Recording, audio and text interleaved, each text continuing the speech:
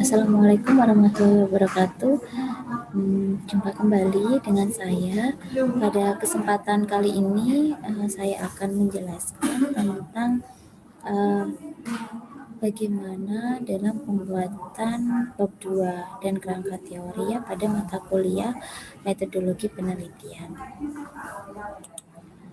Mohon ada disimak ya slide dari saya, kemudian nanti coba dipraktekkan bagaimana penyusunannya.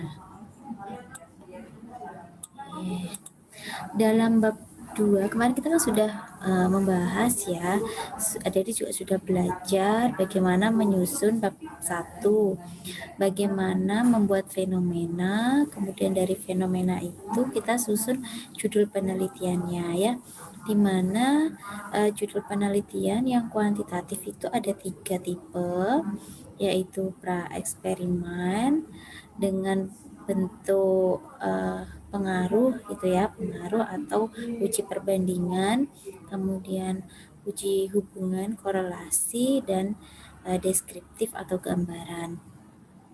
Untuk yang kualitatif kita ada studi fenomenologi yaitu pengalaman dan uji gambaran ya. Nah,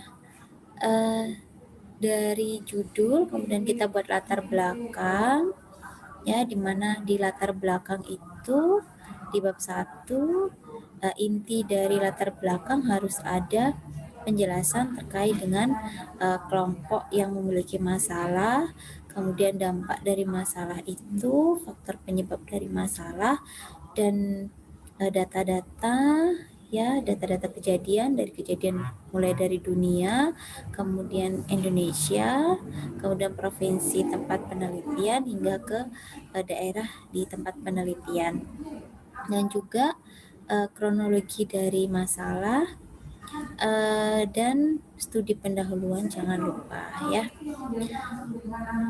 Nah, setelah bab 1 latar belakang selesai, disusun sampai ke rumusan masalah, kemudian ke tujuan umum, tujuan khusus, sampai ke manfaat penelitian. Sekarang kita masuk ke bab 2. Nah, bab 2 ini isinya adalah semua teori-teori yang berkaitan dengan penelitian yang mau diteliti, yang berkaitan dengan judul penelitiannya. Jadi penelitian itu kan inti dari penelitian adalah kita mencari kesenjangan yang terjadi di lapangan dengan teori yang ada. Jadi karena kita mencari kesenjangan tadi, maka teori yang ada itu harus sangat kita kuasai ya, harus sebanyak-banyaknya kita susun seperti itu ya. Nah, di dalam teori-teori yang dibuat per subbab-subbab itu di bab 2, maka nanti akan dirangkum dalam kerangka teori, di mana kerangka teori nanti bentuknya adalah bagan ya, atau gambar. Nah, apa sih itu kerangka teori? Kerangka teori merupakan uraian yang sistematis. Namanya sistematis berarti tersusun secara sistem ya. Jadi nanti ada apa namanya? Ada arah panah yang menghubungkan antara satu variabel dengan variabel yang lain, atau dari teori satu kita kaitkan dengan teori yang lain ya. Dan dalam bab 2 ini harus berisi teori-teori yang relevan ya, teori yang benar-benar berasal dari sumber yang bagus dan sumber-sumber terkini gitu ya, dan berisi tentang variabel-variabel yang diteliti. Apa itu arti dari kerangka teori? Kerangka artinya garis. Jadi isi dari kerangka teori nanti ada garis-garis penghubung. Ya. Teori adalah pendapat yang didasarkan dari penelitian-penelitian atau temuan terdahulu yang dia didukung oleh data, kemudian dirumuskan menjadi sesuatu yang sah, yaitu namanya teori. Oke.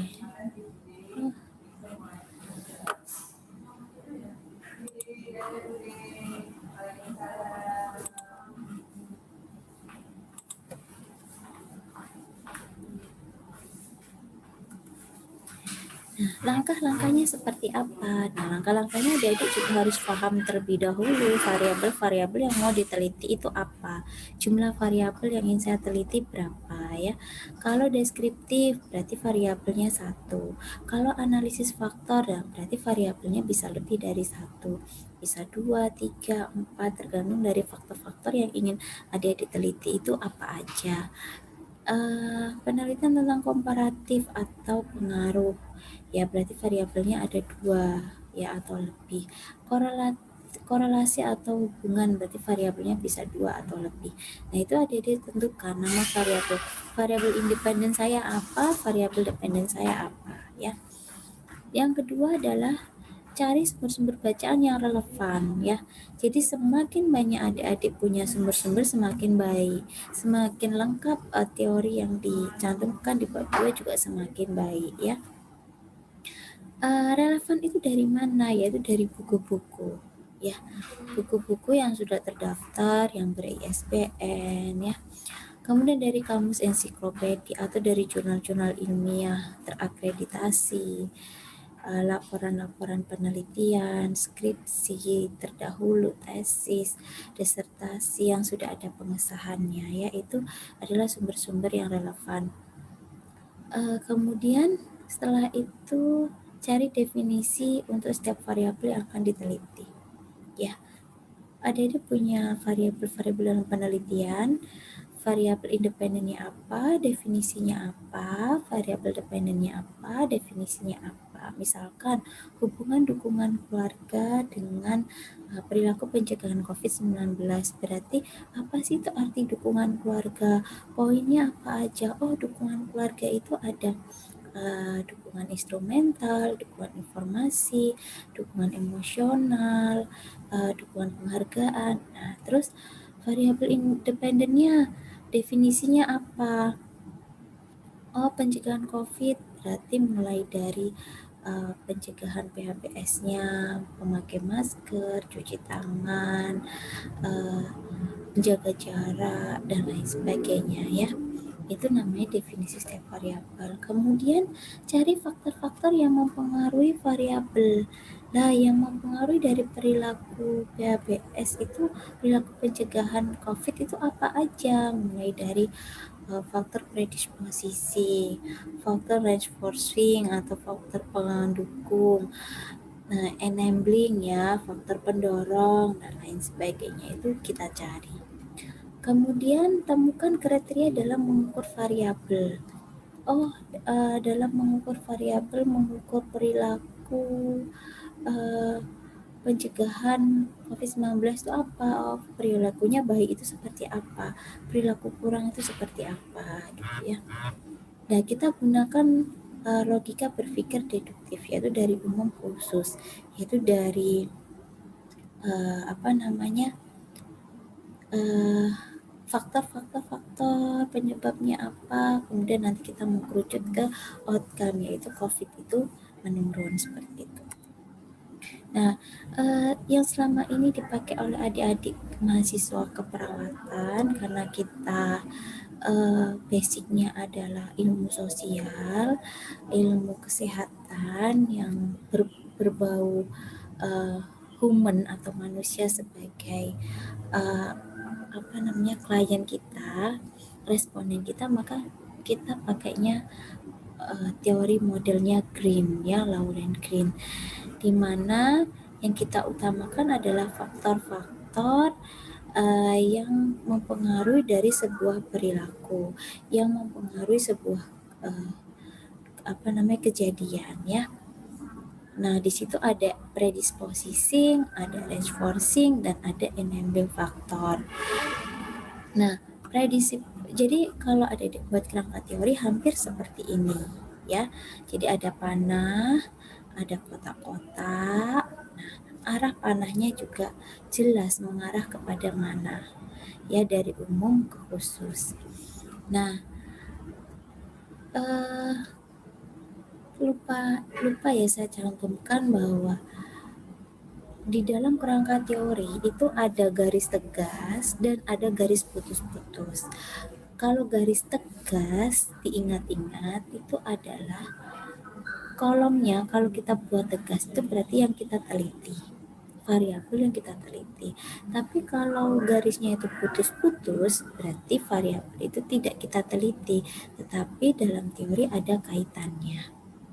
Ya. Jadi ada kotak di dalam suatu kerangka teori, kotak dengan garis tebal dan kotak dengan garis putus-putus. Oke, itu sebelumnya saya jelaskan dulu apa itu faktor predisposing, reinforcing, enabling ya. Faktor predisposisi adalah faktor yang ada pada diri seseorang ya, yaitu dari pengetahuan, sikap, ya kepercayaan, ya persepsi dan lain sebagainya. Juga bisa dari genetik atau dari kondisi biologis orang itu sendiri. Misalkan terkait dengan penyakit-penyakit yang terkait dengan genetik gitu, penyakit turunan dan lain sebagainya, itu faktor predisposisi. Faktor reinforcing yaitu faktor pendukung ya, dimana dia dipengaruhi oleh orang lain yang bisa merubah sikapnya ya, seperti pengaruh dari orang tua, pengaruh dari guru, pengaruh dari pelayanan kesehatan, dari kelompok dan lain sebagainya. Faktor enabling ya, faktor penguat, di mana di sini terkait dengan fasilitas ya, fasilitas akses yang dia dapatkan, misalkan seperti pelayanan kesehatan, kemudian alat-alat ya, alat-alat kesehatan, media-media dan lain sebagainya ya. Nah, untuk biasanya predisposing dan reinforcing ini juga dipengaruhi oleh health education, training ya, advokasi, dan Kemenkus dan lain sebagainya. Nah, enabling ini juga bisa dipengaruhi oleh suatu kebijakan, regulasi, organisasi ya, yang dia mempengaruhi dari akses atau fasilitas yang akan didapatkan oleh seseorang ya. Nah, di mana ketiga faktor ini dia akan mempengaruhi perilaku atau gaya hidup seseorang ya, yang nanti outcome-nya adalah kita harapkan suatu kejadian itu bisa turun, masalah kesehatan bisa turun, COVID-19 bisa turun. Nah, itu outcome-nya ya. Outputnya apa? Behavior, lifestyle-nya, perilakunya, perilaku pencegahan COVID-nya itu bagus ya, jadi efektif seperti itu. Nah, ini contoh dari model kerangka teori. Jadi adik-adik nanti buat seperti ini ya. Dari variabel itu, input faktor pencetusnya dari masalah itu apa? Faktor reinforcing, faktor predisposisi, enabling faktornya apa ya? Kemudian prosesnya. Ya, proses ini bisa berisi tentang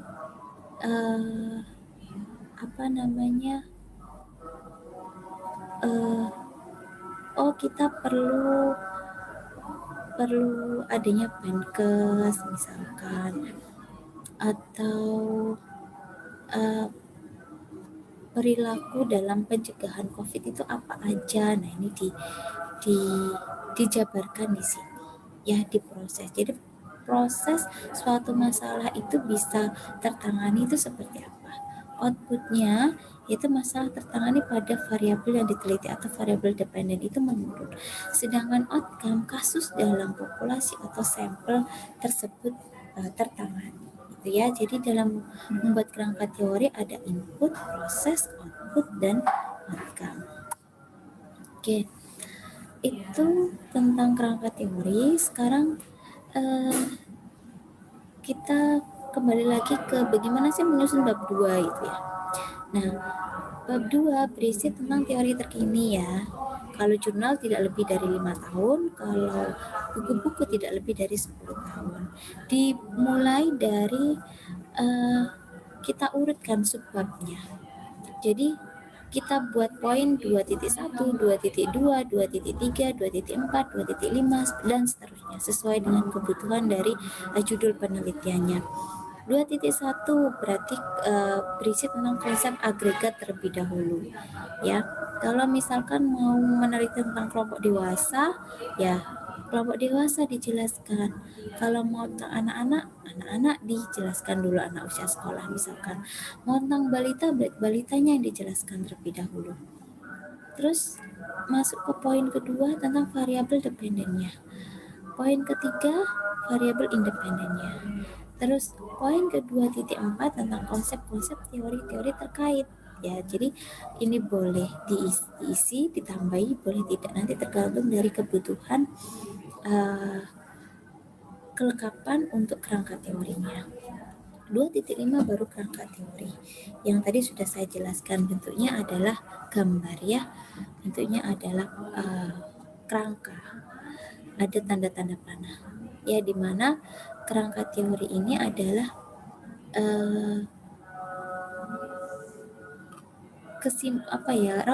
rangkuman dari 2.1 sampai 2.4 yang kita rangkum dalam bentuk panah-panah yang terdiri dari input, proses,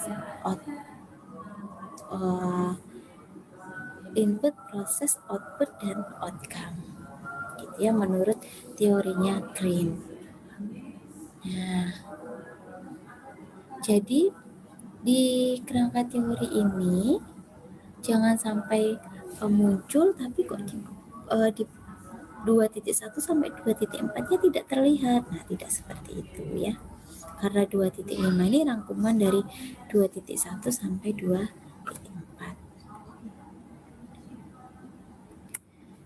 Oke, tugas untuk adik-adik praktikum yaitu silakan membuat kerangka teori yang nanti akan dipresentasikan di minggu berikutnya ya.